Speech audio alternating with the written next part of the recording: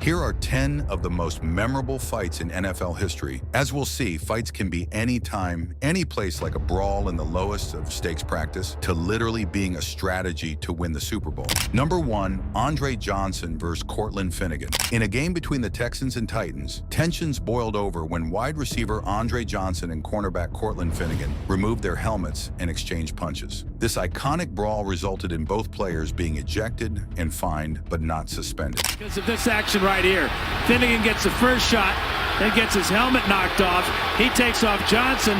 Andre Johnson was an established player who over the course of 14 NFL seasons would be named to the Pro Bowl 7 times and the All-Pro team 4 times. His role as the dominant, consistent number 1 for QBs like David Carr and Matt Schaub, the reason he was the first Texan to reach the Hall of Fame. Finnegan, however, was no first-ballot Hall of Famer, but perhaps he deserves a guest visit in the UFC for his career that consisted of 3 major battles: throwing Steve Smith down, hunting the helmetless Chris Cooper, and of course fighting with his big brother Andre Johnson. Division rivalries such as the one between the Houston Texans and Tennessee Titans have a history of heat, partly because Cortland Finnegan made a name for himself as a dirty player and big-time trash talker. But what you didn't know is that before the game, Andre Johnson had previously come close to jumping the trash, talking safety at a Miami nightclub. I told Coob, I was like, hey man, I'm finna beat this. That was just it, man. Like, I just had enough of, you know, the stuff he was doing. And it's hard to argue with that. Despite Johnson holding off, he would get his shot when the Texans were up so decisively, with no chance of losing, that he straight up told head coach Gary Kubiak he was going to teach him a lesson. Kubiak's response: hey dude, give her. Let the fists and the helmets fly. Number 2, Myles Garrett versus Mason Rudolph.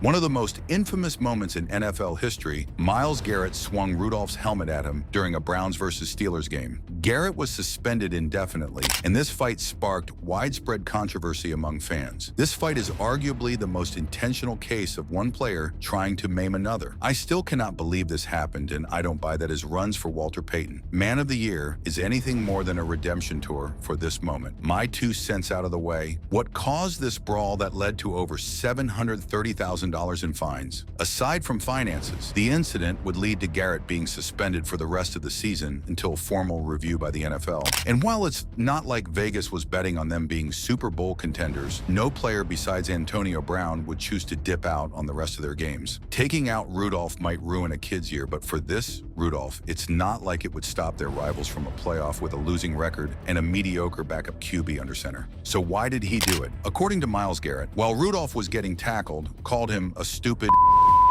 which would definitely be grounds to be pissed if true. According to Rudolph, however, this is laughable, made-up crap, and the NFL agreed with him. So then what did cause Garrett to have a long tackle, lose his cool, rip off a helmet, and put it not so gently back on Mason Rudolph's head? It's simple. Imagine you work your whole life to reach the NFL and then find out you're gonna play for the Browns. Mike Evans versus Marshawn Lattimore. We would be doing such an injustice to the football world if we didn't mention the saga of Mike Evans versus Marshawn Lattimore. These guys hate each other, and with the 2 meeting again this past weekend in the wildcard round, it's only right that they have a spot on this list. Both players are studs in their own right, with Mike Evans recently tying Jerry Rice's record for 11 straight seasons with over 1,000 yards receiving, even after missing 3.5 games and being the nail on the coffin to my disappointing fantasy season. There should be no doubt he will be a first-ballot Hall of Famer. Not too shabby for a guy that only played 1 year of high school ball. On the other side of the ring, Lattimore has been absolutely shut down after getting drafted in the first round and reaching 4 Pro Bowls. Marshawn Lattimore has not only been effective in limiting Mike Evans' on-field production, but has also consistently gotten under his skin. In their matchups, Evans has struggled to find his usual rhythm, averaging fewer receptions and yards when covered by Lattimore. Evans has averaged just 2.6 catches for only 43 yards in 13 games head-to-head versus Marshawn Lattimore. This saga has been full of hate, fun to watch, and even had a guest appearance from our boy, Jameis Winston. Looks like Mike Evans. Now, we've seen Evans already this year. So that's some composure. Then Evans comes over out of nowhere. And that's where the beef all started. You really gotta love Jameis, man, delivering some of the best comedy like it's A clause in his contract. Number 4, Deion Sanders versus Andre Rison. Everybody knows primetime. Whether you're on the hype train around the Colorado Buffaloes, or you enjoyed watching him break the hopes and dreams of opposing offenses, or the ridiculous fact that he was a two-way player, return specialist, and had a 12-year career in Major League Baseball, Deion Sanders is truly one of one and undeniably one of the most competitive dudes on the planet, even going as far as ranking his own kids. Bad Moon. Rison may not be as well known today by new football fans, but he had a stellar career in both the NFL and later CFL, winning a Super Bowl with Brett Favre and a victory lap Grey Cup with the Toronto Argonauts. Rison would make the Pro Bowl 5 times while playing for 7 different teams. One of those teams was a Sanders teammate for 3 years in Atlanta. And they were boys, Sanders said in an apology to Rison. So he said some things and I was mad that my dog, because he knew what would hurt me. You know, he knew what would hurt me because he would hurt. So he hurt people. So he knew what would hurt me, and he said some things. I said, all right. And that's what caused the whole ruckus. This led to many heated exchanges between the two in this game, which finally boiled over into full-on fisticuffs. So they just simply got hot-headed, facing off against their friend they felt mutually betrayed by. But that's how brothers do. They've since reconnected to talk about their coaching experiences. Nevertheless, it made for some entertaining primetime football. Number 5, Aqib Talib versus Michael Crabtree. Aqib Talib, the man who might be best known as the guy who had beef with his own leg, which he shot in a nightclub. He was always an entertaining player to watch, not necessarily talent-wise, but much like Cortland Finnegan, he was just a scrappy player who loved the beef. And through this scrappiness in a game of Buccaneers versus 49ers, he would frustrate Crabtree enough to have Crabtree threaten, "You from my city, I better not see you in my city." However, when Crabtree encountered Talib in a Dallas mall, Crabtree was talking like he was happy to see his boy. Perhaps Crabtree is just a big talker and wanted to feel on top, which naturally ain't gonna happen as a Raider in the NFL food chain. Now, despite our thinking that the last thing a coach wants is for his players to fight and get suspended, Talib's coach encouraged it, saying, "They think it's a fashion show. They out here wearing chains. If I was playing, I'd snatch that," referring to Oakland players such as Crabtree. After plenty of chippy plays back and forth, Talib was like, "All right, coach, bet." After a hit to the head by Crabtree, Talib snatched that chain, making it simply a matter of time before they started throwing hands. This rivalry boiled over in the next matchup when Talib yet again ripped Crabtree's chain off his neck during a Broncos versus Raiders game to embarrass him. The fight resulted in both players being ejected and handed 2-game suspensions, and a ball boy being caught in the crossfire. Clearly, this is yet another case of Aqib Talib simply being an entertaining instigator. Number 6, Richard Sherman versus Anthony Miller and Josh Bellamy. Just like Talib, Sherman is a player who could very nearly have his own top 10 fights. Before his current role as an NFL commentator, he was most notably a part of the Legion of Boom, the hard-hitting Seahawks defense led by players like Sherman, Bobby Wagner, and the terrifying Cam Chancellor. It was a team that fit the trash-talking, chippy Sherman, and he was vital to the 2013 Legion of Boom being widely regarded as one of the best single-season defenses of all time and winning Super Bowl 48. As for who Miller and Bellamy are, absolute nobodies who had under 2,600 career receiving yards put together. Bellamy has made more headlines for his fraud charges and 37-month sentence than for his plays. I'm pretty sure Miller and Bellamy were both on the bench when the brawl started, which I guess the stats back up. So why did Sherman get kicked out for these scrubs? Before the fight, Mitch Trubisky, who the team thought was their future, you know, the QB who got drafted before Mahomes, had scrambled left for a first down on a 3rd and 5, but took a late hit from Sherman's teammate Harris that appeared to injure him right by the Bears bench. The Bears were of course furious and went to gang up on him. So the 49ers weren't just gonna leave their safety out to dry, leading the chippy former Legion of Boom member to go in and cook up his own beef. So from Bellamy and Miller's viewpoints, after having minimal impact on the game, they probably figured, what the heck, let's rock. Number 7. 4 of the offensive linemen there for the Patriots.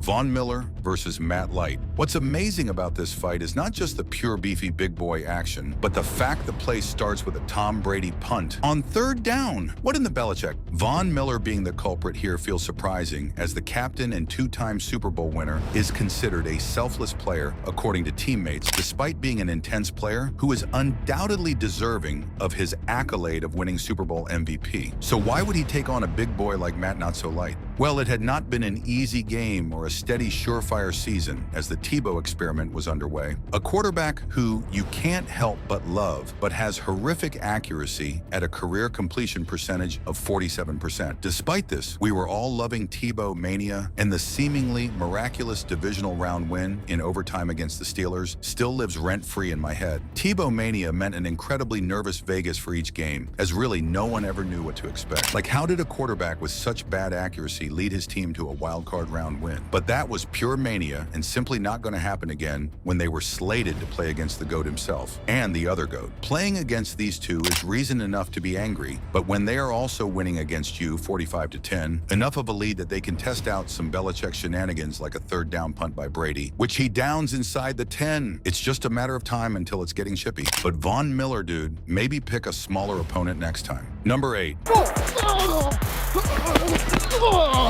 That's all you got, big baby? If you see this face again. And a fight is going on in the end zone.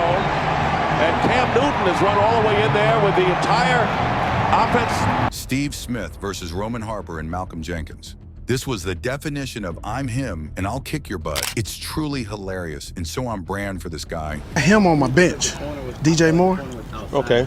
I ain't benching DeAndre Hopkins. And while there was so many Steve Smith fights that could fit this list, like against Richard Sherman or Aqib Talib, or even twice with the dude's own teammates, it was this play's aura that made it a clear pick for this list. And he fit that aura. The dude was him. His first career touch was a 93-yard kick return touchdown, and although he's not yet in the Hall of Fame, fans know that he made angry play after angry play and has an extensive resume of insane catches. In 2005, he became only the 3rd player in Super Bowl era to earn the receiving triple crown by leading the league in receiving yards, touchdowns, and receptions. The get-off-me catch, the late hit, whatever, dude, the ice-cold celly. And hey, let me get some action, brother. Just scream aura. So why did he do it? And why did Roman Harper instigate? According to Roman Harper, when he saw Smith starting to celly and slow down before even scoring, he decided there's no way that he wasn't hitting him. And as a young player, a flag on the following kickoff isn't going to be on your mind. Not to mention, this is one of the game's best trash talkers you're going to be hitting, juicing up the reward. Make sure you mow my lawn too while you're out there. Keep it clean for me. I'm almost surprised he doesn't have even more fights. Number 9, Seattle Seahawks versus New England Patriots in the Super Bowl. Seahawks fan trauma advisory. Please be advised to look away for the next bit. The rest of y'all remember this play? Play clock at 5. Pass is intercepted at the goal line by Malcolm Butler. 28-24 in Super Bowl 49, a drive the Seahawks started at their own 20-yard line with 6:52 left in the game. If you don't know yet, the only way that you are winning against Tom Brady in this situation is if you drain the clock and score with no time remaining. Their plan was just that. It was working perfectly. Everyone watching, even Seahawks fans, could not believe what they were witnessing. Were the Seahawks about to beat Brady and Belichick? I remember every Patriots fan in the room with me, growing increasingly sick with every second coming off the clock and every first down. Near the end of the drive, Marshawn Lynch gets a hole, gains 5 yards, and is down at the 1-yard line. 1 yard separating the Seahawks from Super Bowl parades, the history books, and immortalization. Now imagine you are picking the play. Why in the world would you ever not give the ball to this guy? You know, beast mode, the I'm just here so I won't get fined guy, the one who stomped the Saints. Has blockers now. He's dancing his way for the touchdown. So what did happen? Play clock at 5. Pass is intercepted at the goal line by Malcolm Butler.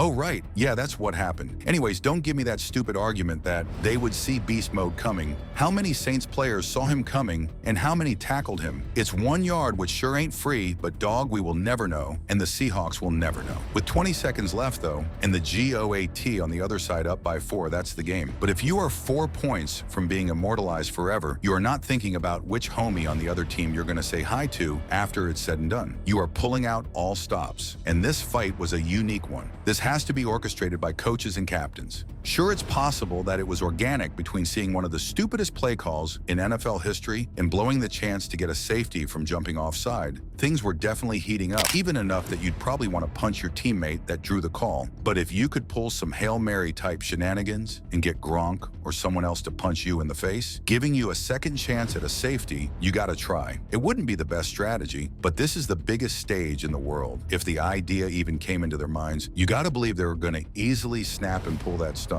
The Patriots, however, held it together and held on to win a game that will live on forever. I guess they are immortalized after all. Number 10, Redskins versus Texans practice. What about a fight on the least important of stages? That is, if you're Tom Brady. But if you're a practice squad player, this is your Super Bowl. Just look at the hits that happen there. It's much easier to contain a fight in a game where there's refs and penalties, but at a joint practice like this, there's very little reason not to show how tough you are. And what the heck? Go for it. The fans love it. Some of the coaches love it. The craziest part about this is that even though the practice was divided into 2 fields, players ran over and joined in the brawl. We even got guys not in uniform throwing punches. Afterwards, both teams' Twitter accounts played it off using Anchorman memes. Classic move. 10 out of 10, and that is our top 10. If you enjoyed watching, hit that subscribe button, and we'll see you next time. This is our first video, of course, and we are excited to become the channel that brings you closer to the game we all know and love.